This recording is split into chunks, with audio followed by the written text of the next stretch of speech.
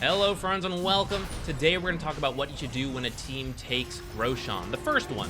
So this is an ancient level game, so it's probably about a mid-game plan decision. If you're lower MMR, probably a late game decision. Higher MMR you go, more of an early game decision.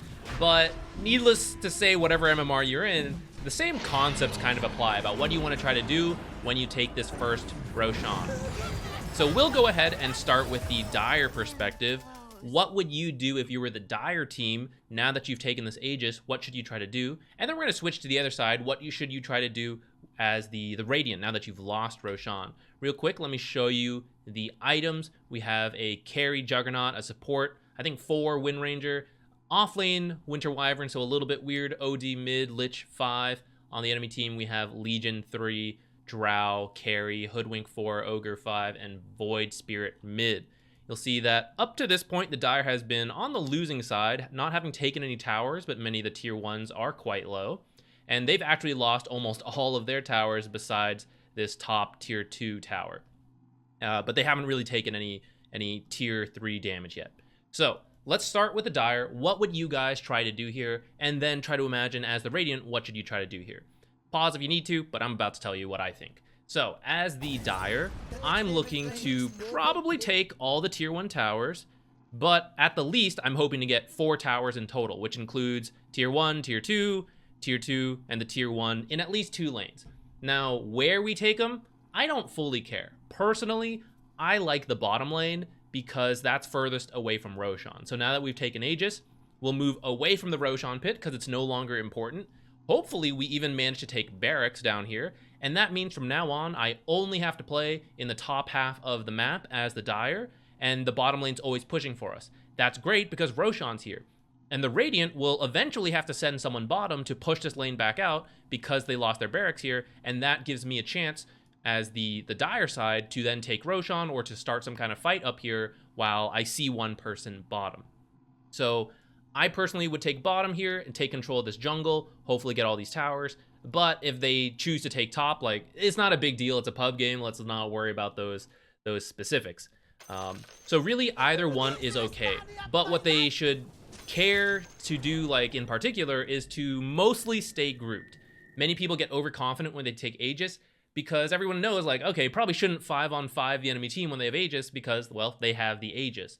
But a gank on, like, one hero off on their own, that is still the same whether the enemy team has Aegis or not in most cases. Like, let's ignore the global heroes who can, like, move around like that. So you still have to be careful because even if the Ogre Magi, the position 5, were to go and die right now, that's about 30 seconds where the Radiant, or I'm sorry, the Dire shouldn't really look to push because, like, yeah, we only lost our position 5, but why are we trying to take a 4-on-5 fight at an enemy tower, you know? It's like, let's just wait for the Ogre Magi to come up. And so that requires you to waste time on this 5-minute Aegis, and you're starting to kind of lose this window you have where you're really strong in these team fights. So I personally would send someone top because people are still dead, so hopefully one person can take this tower pretty quickly, and everyone else kind of make their way mid, take this tower, and then move through the jungle, start to set up wards, remove the enemy vision, take this tower, and then take this tower. From there, you can kind of feel how the game is going. Maybe go high ground, maybe go for the other tier 2s. But when we do ultimately hit towers, just let Drow go. We have Legion Commander with the Shard. Just stand behind this Drow, watch her hit the buildings. She has the Aegis. Save her when the enemy team goes on her, and then we'll be in a great spot. Just let Drow keep going, and the enemy team feels really bad because, like, we kind of have to go on this Drow killing our buildings, but, like, it's really hard, and she has the Aegis. So that's what I would do as the Dire.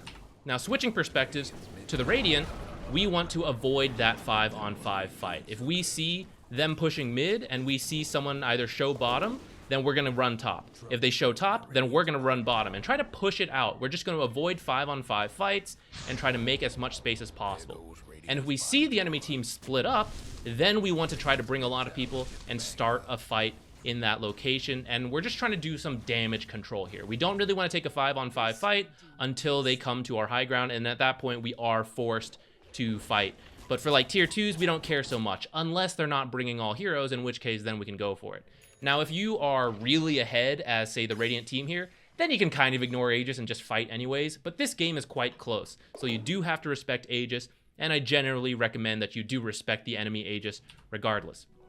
So let's kind of speed forward here. Notice how the Dire is kind of moving together. They see this Juggernaut alone through one of their wards, and they go and kill him. I think this is really good, and since they're up here, they're going to go for this top tower and start pushing this top lane. I think this is fine. Like I said, I prefer the bottom lane, but depending how the game goes, like, well, we just got a kill up here, right? There's no point in running bottom now. Like, let's just go top. I think this is fine. So they kind of wait that out, and I think what the Radiant here is doing is not great. Like, you really shouldn't be trying to fight for a tier 1 tower at 28 minutes with your Juggernaut dead and the enemy team having Aegis. You should just get out of here, not risk any more deaths. And because they do stick around, OD is forced to use his BKB, and this Winter Wyvern's in a really weird spot, kind of has to wait to get out of here, but will end up getting caught before she gets a chance to escape. And now she's dead too, now the Lich is dead, and this is just for a tier 1, tier 2 tower. Like, we don't really care. So up to this point, I think what the Dire has done is pretty solid. Here, I think they start to slip up a little bit, because I think the OD said, like, GG end. They started to feel like, oh, we've got this. But look at their positioning here. This is more dangerous. Like, what if a double shackle shot flies in, OD astral someone, suddenly this Winter Wyvern buys back. We're in the replay mode, so we can see she doesn't have one, but as the enemy team in the game, you have to respect, like, this Wyvern ult is deadly. Like, what if she buys back, TPs in, suddenly ults us, and we're all kind of, like, clumped up? You don't have to go that crazy. I do think you can let cores hit this tower together, but you want to stay split up. Like, with these supports clumping up like this, that's definitely no good. The cores could be up here, but I would say, like, even maybe Legion Commander should be a little bit back just to, like, save her other 2 cores hitting this building. In the end, Wyvern doesn't have buyback, so they aren't really punished for this. Anyways, but I would still, like, play it a little safe, guys. You know, like, look at this. Isn't this such a tempting Wyvern ult if she had it? So, up to here, the Dire has done some pretty good stuff, but I think here is where they mess up.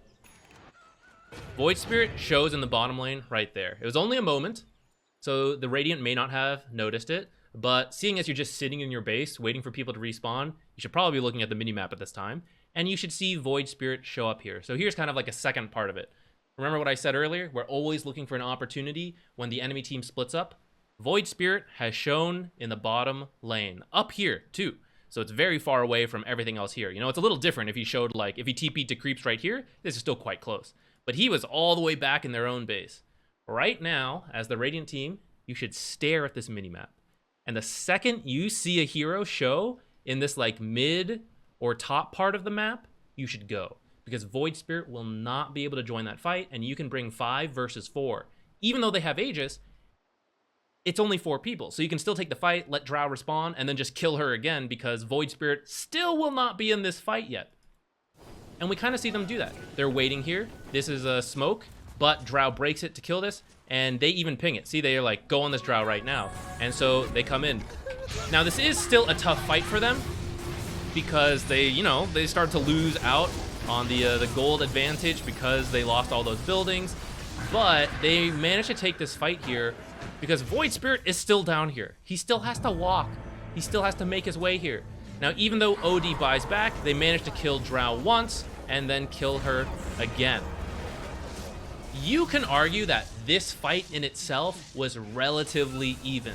However, if we think about our game plan before, like, oh yeah, we'll take barracks, we'll take all the towers because we have the Aegis, they don't really want to fight us. This is a loss of potential. Even though the Dire did catch up, they were losing, they managed to take a good fight, get Aegis, and now they're in the gold lead. They were supposed to get even more out of that first Aegis. They were supposed to get all the way up to like a 10k lead based on how things were going, but that one mistake, Void Spirit showing top, and then the enemy team capitalizing on that, running in, now they even managed to get a set of racks for themselves. So they're not super happy with having lost their own set of racks earlier, but for how the game could have turned out, I do think the Dire really could have closed out this game with that first Aegis. Not like a complete win, but I think they could have taken all the towers and maybe even start to push a second set of barracks with that very first Aegis. And so obviously losing your own set of barracks is like kind of the opposite side of that. So I liked this example because we got to see both sides of it. We saw the Dire play pretty well with the Radiant making some mistakes, but then we saw the other side. Like, what happens if we split up as the team with Aegis? You see that you're not invincible when you have the aegis. You still have to respect the enemy team. You can't just try to play the whole map. You still have to like group up, go lane by lane, depending how close the game is. You know, if you're really far ahead, you kind of can split up, but that's why Dota is a very specific game.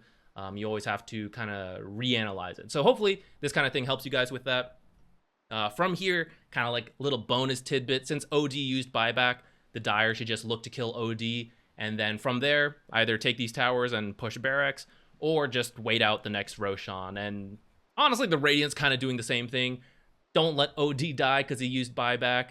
Kind of try to stabilize, get ready for the next Roshan, because the enemy team, they can still push, but it doesn't feel as good if you don't get a kill first. So as long as you have this Wyvern ult, as long as you take clean 5-on-5s while defending, that defender's advantage will help you even it out, look for your own pickoffs, and eventually kind of, as you saw, you win one fight, suddenly you can go and take barracks yourself. So from here, it's still a very close game, but it could have been in Dire's favor. So hopefully that was helpful to you guys. I'm sure this situation happens a lot in pub games. Let me know what you think, if you have any other questions. And besides that, thank you. Have a good day. Bye.